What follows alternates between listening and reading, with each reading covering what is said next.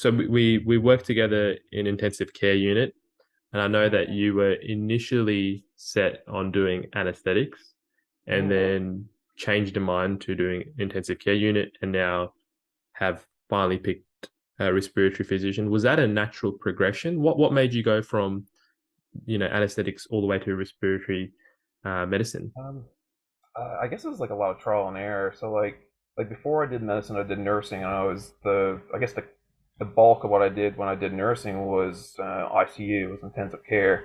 So I always had like quick care in my head. I was like, oh, okay, I'm going to do ED, anesthetics, or ICU. That's where I'm going to go to with it.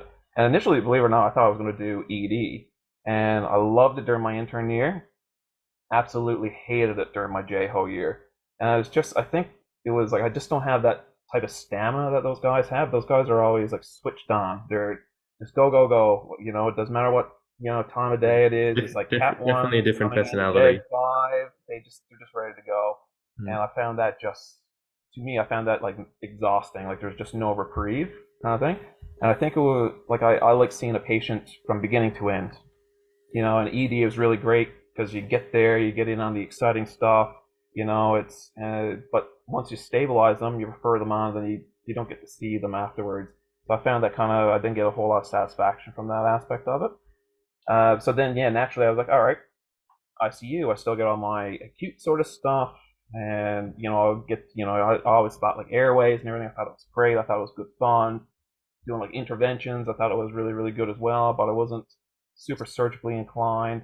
So I was like, all right, I'll do an ICU year and I'll either decide, all right, I'll go for anesthetics or I'll go for ICU. And then when I was on ICU, I was like started thinking, I was getting a little bit older, and I was like, you start thinking about family life.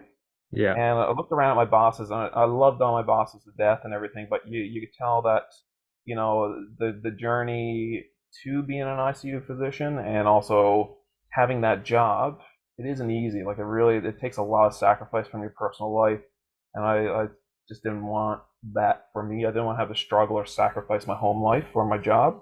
Yeah. I still look back on my ICU days as like I love it. I absolutely loved it. I got the wickedest experience.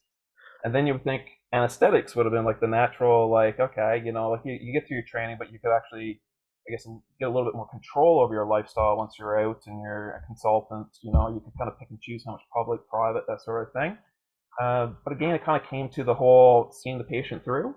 Mm. Like I really I like the anesthetics. I love the physiology. The physiology is just awesome. And I think what I locked onto was the respiratory physiology. Yeah. And I love that complexity. And I love that, if I'm doing admissions and on any hospital, the more complex the patient, the better.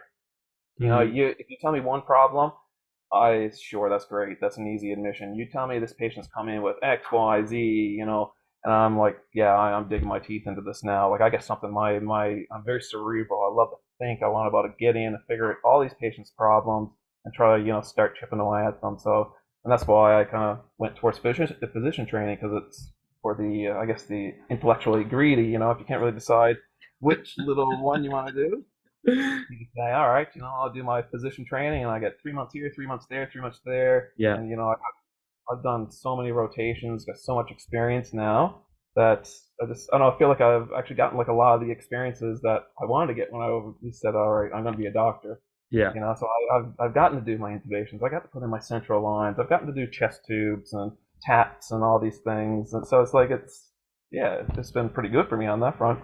You're upselling respiratory pretty well there, and Yeah. I think there's a No couple of bias. there's a couple of things that I want to just touch on. You mentioned that it was a natural progression, and you had to have that insight of knowing what your life would look like when you're 50 years old. And I think the trouble I see, and certainly I experienced this when choosing what specialty I wanted to do, is that you naturally become a doctor around here if you've just graduated out of school and you've gone straight into medical school. By the time you're 23, 24, you're already a doctor. And you don't really know what your life is going to pan out like. You don't know when you're going to have kids, when you're going to get married. You don't know what's going to be happening at 50 years old. So you're just seeing what's in front of you. And it's hard to make a choice because you have to make the choice within the first 5 years usually. By the time you finish your intern year, your JHO year, people start already asking you, what are you going to specialize in?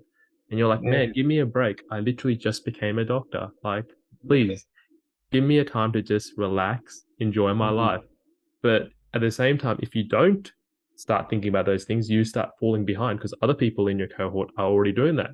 They're Yeah, doing extracurricular activities, posting that's right. papers, doing research things. So it's this competition that's naturally ingrained within our field.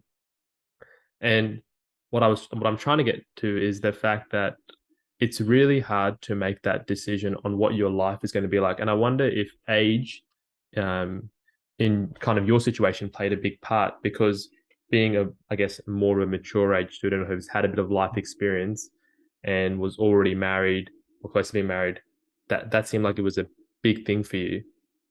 Yeah, without a doubt. Yeah, I think like I look back on things and like I look back at like my early 20s and it's just like the stuff I did. Like I got stuff out of my system. I traveled. I got work experience.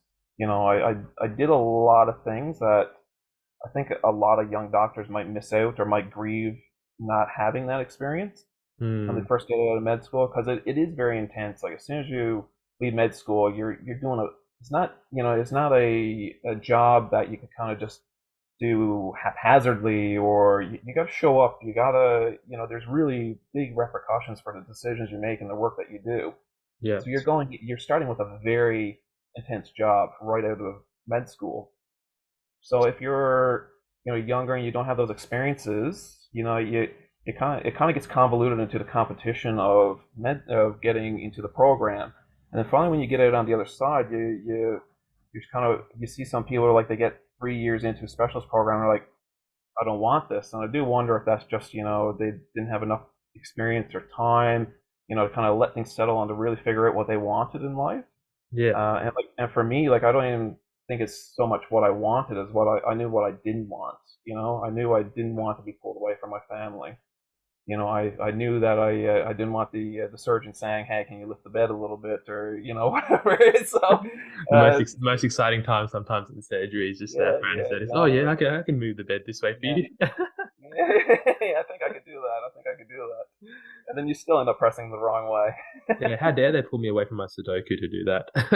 Yeah, I yeah, think the best advice I ever got when I was a medical student was from a boss who was probably in his 50s, who was doing anesthetics. He said, everything in medicine is exciting.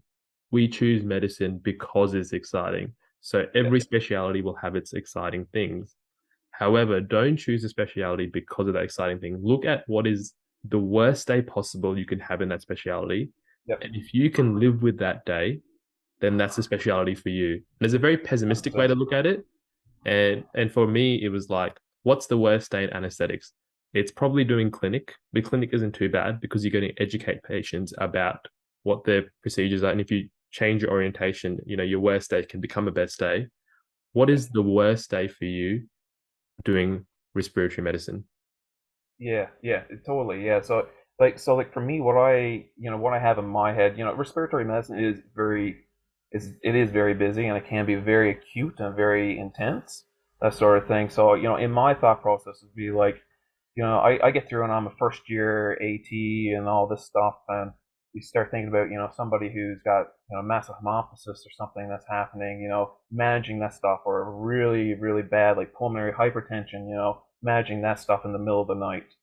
Mm, So when you get to the end of your training, you start to think like, oh, is this stuff that I am going to be happy being called about at like 3 in the morning? Because the buck does stop with you when you're like on call, and you gotta be thinking like, if I'm going to go into a profession where I'm going to be on call at night, to me, if I'm getting woke up at 3 a.m., is that going to be a big deal for me? Is that going to be the worst day? Is that the worst part of it, kind of a thing?